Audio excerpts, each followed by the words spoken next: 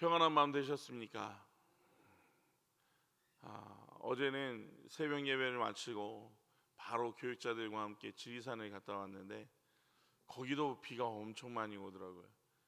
요즘은 왠지 인사를 나눌 때 비 피해는 없었습니까? 라고 인사를 해야 될 것 같이 그렇게 참 많이 비가 오는데 모쪼록 아무 탈 없이 늘 건강하고 하나님의 큰 축복 아래 평안한 우리 성도님들의 삶이 되기를 주님의 이름으로 축원합니다. 오늘 5장의 말씀을 제가 읽으면서 제목을 세웠던 것이 위기 속에 드러난 하나님의 은혜라는 제목입니다. 오늘 본문은 예루살렘 초대교회가 유대교의 박해에도 불구하고 헌신적인 나눔의 신앙 공동체 생활을 통해서 도리어 크게 성장해 나가고 있음을 우리에게 보여주고 있습니다. 그러면서 한창 성장만 하고 있었던 예루살렘 초대 교회를 심각한 위기로 몰아갈 수도 있었던 한 중대한 사건이 오늘 본문에 기록되어져 있습니다. 이 사건은 교회의 외적인 박해가 아니라 교회 내부에서 발생한 문제라는 점에서 심각한 문제성을 더 드러내고 있는 것입니다. 오늘 본문에서 다루고 있는 교회 내부의 사건은 바로 아나니아와 삽비라 부부가 거짓 봉헌 사건으로 성령과 사도들을 속이려다가 하나님께 심판을 받았다라는 내용입니다. 여러분, 이 사건은 신앙 공동체를 유지하고 있었던 초대교회의 순수성과 일치를 위협하는 중차대한 사건이었습니다. 그런데 또한 그 배후에는 교회를 무너뜨리고자 하는 사단의 간계가 깊숙이 개입하고 있었다라는 것이죠. 아나니아와 삽비라 부부는 교회에 전적으로 헌신하는 것처럼 자기들의 재산을 팔아 교회에 바치면서 판돈의 일부를 감추었음에도 불구하고 마치 재산을 판 값 전부를 다 바치는 것처럼 거짓말했다라는 거예요. 이는 평소에 하나님의 완전한 축복을 확신하지 못하고 세상의 탐욕을 미쳐버린 불신앙에서 나온 처사라고도 말할 수 있습니다. 즉 그들은 바나바와 같이 교회의 안팎으로부터 명예도 얻고 동시에 자신의 탐욕도 채우기 위해 재산을 팔아 겉으로는 교회에 다 바치는 것처럼 하면서 사실은 자신들이 팔고 받은 돈의 일부를 빼돌림으로써 성령과 사도들을 기만하는 죄를 범하고 있었던 것입니다.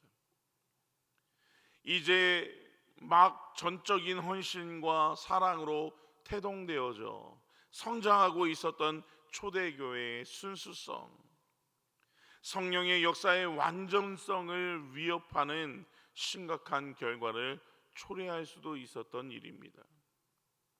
그렇게 하나님께서는 베드로를 통해서 조금은 냉혹해 보이기까지 하는 엄정한 심판의 모습을 오늘 성경은 우리에게 말하고 있습니다. 오늘 말씀을 통해서 우리가 깨닫게 되어지는 사실은 지상의 교회는 불완전한 공동체라는 사실입니다. 이 세상에 세워진 교회는 그 어떤 교회든지 다 불완전하다라는 거예요. 교회는 예수 그리스도를 주로 고백하고 성령으로 말미암아 거듭난 성도들의 모임입니다. 하지만 성도들이 성령으로 거듭났다라고 해서 완전해진 것은 결코 아니라는 거예요. 성도들은 거듭난 이후에도 여전히 자신 안에 타락한 아담의 본성을 가지고 있습니다. 그래서 때로는 신앙생활을 하는 가운데 범죄하기도 하고 실수하기도 한다는 것이죠. 성도들이 범죄로부터 벗어나 완전하게 되는 것은 장차 천국에서나 가능한 일입니다. 그러므로 교회가 비록 거듭난 성도들의 모임이라 할지라도 언제든지 문제가 발생할 소지가 다분히 있다라는 것이죠. 이는 조금 안타까운 이야기가 아닐까 싶습니다. 또한 지상교회는 성도들이 구원을 받은 것을 시기하고 하나님의 나라의 건설과 확장을 회방하는 사단의 사주를 받은 자들이 침투하여 활동하기도 한다는 거예요. 마태복음 13장 24절의 말씀을 보면 가라지의 비유가 등장하는데 그것이 바로 이 모습일 것입니다. 바로 여기에 지상교회에 끊임없이 문제가 발생하는 원인이 있다는 거예요. 사실 본문에서 교회는 시련에 처하게 했던 아나니아와 삽비라 부부도 바로 이 사단의 사주를 받은 가라지, 즉 거짓 성도였던 것입니다. 따라서 우리는 지상교회의 천국과 같은 완전함을 기대해서는 안 될 것입니다. 우리가 지상교회에 완전한 기대를 하게 될 때 오히려 실망하고 시험에 들 수도 있다는 것이죠. 우리는 지상교회를 완전한 천국이 아니라 그 완전한 천국을 기대하며 또 완전함을 추구하는 성도들의 모임으로서 불완전한 공동체인 것을 또한 인정해야 한다는 거예요. 그래서 자신이 불완전한 것처럼 교회의 구성원인 다른 성도들도 불완전하여 실수하고 범죄할 수 있다는 사실을 우리가 인정해야 됩니다. 나만 아니면 돼라는 사상이 아니라 내 옆에 있는 누구도 실수할 수도 있고 때로는 범죄할 수도 있다는 거예요. 그것을 우리는 인정하고 또한 그러나 인정하지만 그들이 회개하고 돌이키기를 기도하고 격려해 주어야 할 것이 우리네 몫이라는 거죠. 그래서 때로는 정죄하고 책망하기보다 회개를 권면하고 또한 사랑과 긍휼로 피차 용서하고 용납해 줄 알아야 하는 것이 오늘 우리의 모습이 아닐까 생각합니다. 그렇게 할 때 지상의 교회는 비록 불완전한 공동체지만 천국의 모형으로서 그리고 거룩한 성도들의 공동체로서 성도들의 완전한 영화가 되어서 천국에 이르는 그날까지 성도들의 성화의 장으로서와 그리스도의 몸으로서의 기능을 다할 수 있게 되는 것입니다. 그리고 오늘 17절부터의 말씀을 보면 옥에 갇힌 사도들의 모습을 또한 말씀하고 있습니다. 그러면서 19절과 20절에서는 하나님의 천사가 깊은 밤에 갇혀있던 사도들을 구출해 주었다라는 거예요. 천사들은 밤에 옥중문을 열고 사도들을 끌어낸 후에 그들에게 성전에 가서 복음을 증거하라 라고 지시하였습니다.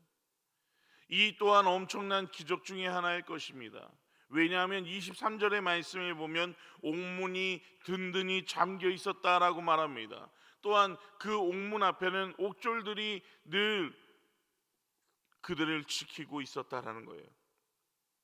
그럼에도 불구하고 사도들은 천사들의 도움으로 감옥으로부터 소리 소문 없이 빠져나올 수가 있었다는 거예요. 그래서 성전 맡은 자들과 제사장들은 이 일을 두고 크게 당황하고 염려할 수밖에 없었던 것입니다. 오늘 우리는 이 본문을 통해서 중요한 사실 한 가지를 발견할 수 있습니다. 사랑하는 성도 여러분, 사도들의 투옥은 실로 초대교회의 위기와도 같았습니다. 이제 막 탄생한 초대교회가 교회의 핵심 인물들이었던 사도들을 잃어버린다면 그대로 없어져 버릴 것은 불보듯 뻔한 일이었습니다.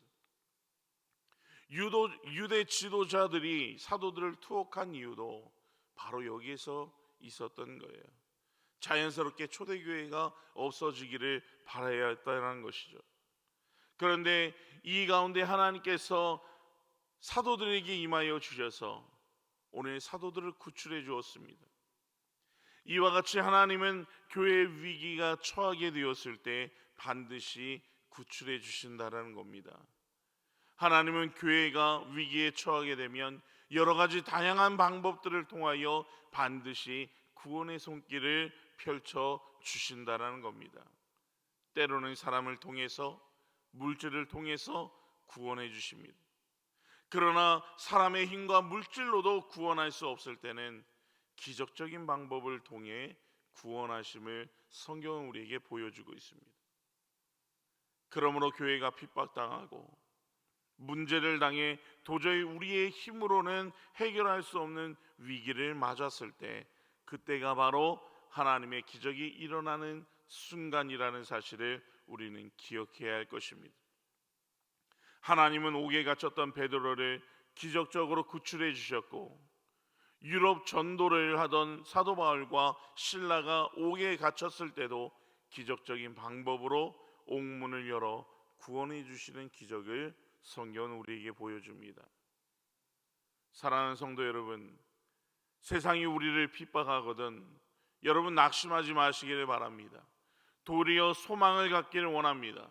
우리가 큰 환난이나 위기를 당했을 때, 그때가 바로 하나님께서 약속하신 구원의 언약을 시행하실 때요, 주님이 기적을 베푸시는 때라는 사실을 우리는 기억해야 합니다. 우리는 위기의 그 순간 속에 하나님의 큰 기적의 은혜를 부르는 나팔 소리와 같은 하나님의 은혜를 누리게 될 것입니다. 그래서 어떤 문제나 어떤 위기를 당해도 오직 하나님만을 의지하고 내가 속해 있는 그 본분을 최선을 다해 감당하는 지혜 있는 성도들이 되시기를 주님의 이름으로 축원합니다. 또한 오늘 본문 33절에서 42절까지의 말씀을 보면 사도들을 죽이려 하는 사내들인 앞에 가말리엘이라는 율법 교사가 이를 만류하고 있습니다.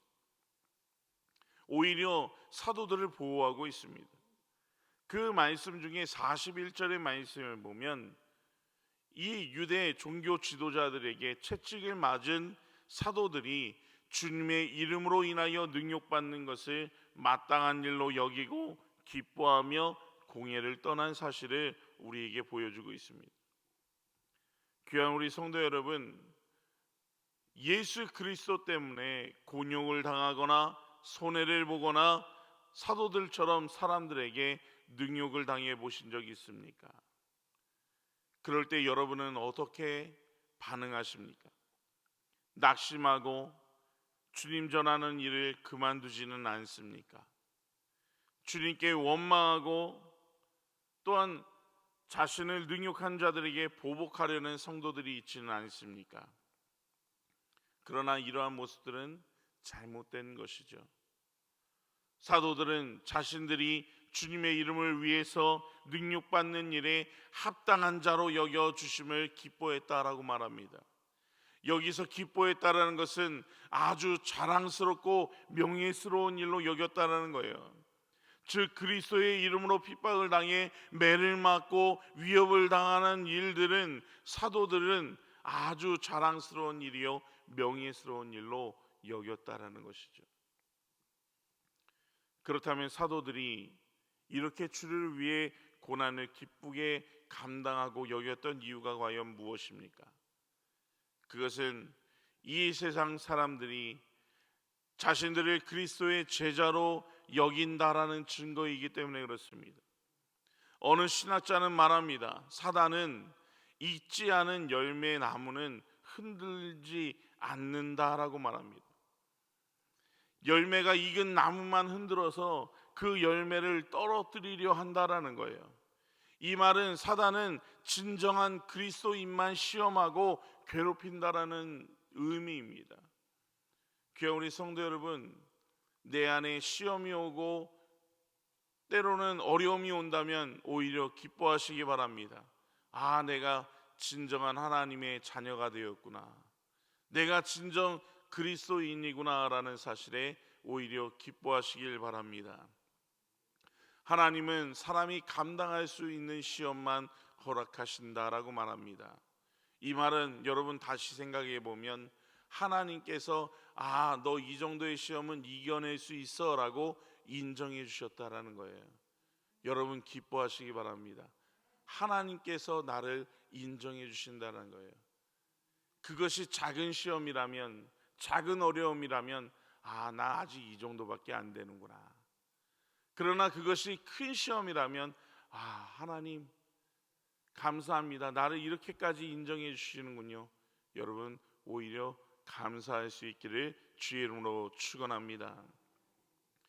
둘째는 또한 그 어려움으로 인하여 하늘의 상급이 풍성하게 쌓이게 되기 때문에 기뻐하였다라는 거예요. 주님은 말씀하기를 나로 인하여 너희를 욕하고 핍박하고 거짓으로 너희를 거스러 모든 악한 말을 할 때에는 너희에게 복이 있나니 기뻐하고 즐거워하라. 하늘에서 너희의 상이 큼이라. 너희 전에 있던 선지자들을 이같이 핍박하였느니라 라고 마태복음 5장 12절에 말씀하고 있습니다. 여러분, 시대 말이 다가올수록 우리 안에 어려움들은 더 찾아올 것입니다. 성경에도 말씀하기를 예수님께서 이 땅에 오신 이유는 화평을 오러 온 것이 아니라 오히려 검을 주러 왔노라, 불을 주러 왔노라 라고 말씀하고 있습니다. 그러면서 말세의 때가 오면 가족 중에 원수가 생긴다는 거예요. 이 말이 무슨 말씀이냐면 믿지 않는 가족들과 대립하게 된다는 거죠. 믿지 않는 식구들과 갈등할 때가 온다라는 거예요. 그러나 분명한 것은 그럼에도 불구하고 그들을 하나님께로 인도해야 할 사명이 우리 안에 있다라는 것이고, 또한 그 어려움들과 다툼 가운데에도 오히려 믿음을 지키며 나아갈 때 하나님의 큰 축복이 우리 안에 기다리고 있음을 기억하시길 바랍니다. 또한 셋째는 그 위기로 인하여 사도들은 주님이 당하신 고난에 동참할 수 있게 되었기에 기뻐하였다라는 거예요. 그리스도께서는 십자가 순환을 통해 또한 영광 가운데 돌아가셨습니다. 그리고 하나님의 그 오른손의 권능을 통해 부활하심으로 하나님 곁에 올라가셨음을 우리는 기억합니다. 사도들은 이러한 그리스도처럼 영광을 얻기 위하여 그 고난에 기꺼이 참여하였습니다. 귀한 우리 성도 여러분, 진정한 성도는 그리스도의 구속의 은혜뿐만이 아니라 그분의 고난에도 참여하려 해야 한다는 거예요. 이게 바로 참다운 성도들의 모습이다라는 것입니다. 성도들이 맞은 것은 주님이 맞으신 매를 함께 맞은 것입니다. 그러므로 기뻐하고 즐거워하고 자랑스럽게 여겼다라는 것입니다. 전도하기 점점 더 어려워만 가는 시대를 우리는 살아가고 있습니다. 그러나 누군가 하겠지, 안 되니까 어쩔 수 없지라는 모습들이 아니라 그럼에도 불구하고 그 일을 위하여 전도하고 복음 전하고 또한 영혼을 구원하는 일을 위하여 애쓰는 우리 성도들이 되어 마침내 하나님의 그 놀랍고 크신 영광에 거할 수 있는 우리들이 되기를 원합니다. 하나님도 주를 위해 고난당한 흔적을 몸에 지닌 자를 진정한 성도라고 인정하시고 하나님 나라가 완전하게 도래하게 되는 그날 큰 상급을 베푸신다 말씀하고 있습니다. 그러므로 우리들도 그리스도를 위해 능욕받는 일을 감사하고 기뻐하며 자랑스럽게 여길 수 있어야 할 것입니다. 하나님은 5장에 등장하는 다양한 방법으로 우리를 지켜주시는 분입니다. 사도들을 기가 막힌 방법 가운데 위기 가운데서 극적으로 구출하신 하나님께서 그들과만 함께 하셨던 것이 아니라 오늘 우리와도 함께 하셔서 동일하게 위기 가운데 놓여 있는 성도들을 굽어 살피시며 여호와 이레의 하나님께서 예비하시고 구원하시고 또한 기적적인 방법을 통해 우리가 생각하지 못한 방법으로 우리를 인도하시고 축복하시는 하나님 되심을 여러분 굳게 믿을 수 있기를 주님의 이름으로 축원합니다. 그 믿음을 통해 더욱 담대하게 복음을 전하고 진리를 행함으로 악과 맞서 싸워나갈 수 있는 성도들이 되어야 할 것입니다. 이런 자들에게 역사의 주인이신 하나님께서는 말할 수 없는 영광으로 갚아주심을 믿으시고 오늘도 힘차게 하루를 살아가는 우리 성도님들 되시기를 주님의 이름으로 축원합니다. 사랑이 많으신 하나님 아버지, 참으로 감사합니다. 연약하고 부족한 우리들입니다. 때때로 넘어지고 쓰러지기도 하는 우리들입니다. 아버지 하나님, 그러나 아버지 하나님, 부족하고 연약한 우리를 주님 하나님의 자녀 삼아 주시고 오늘날까지 인도하여 주시는 은혜 너무나도 감사합니다.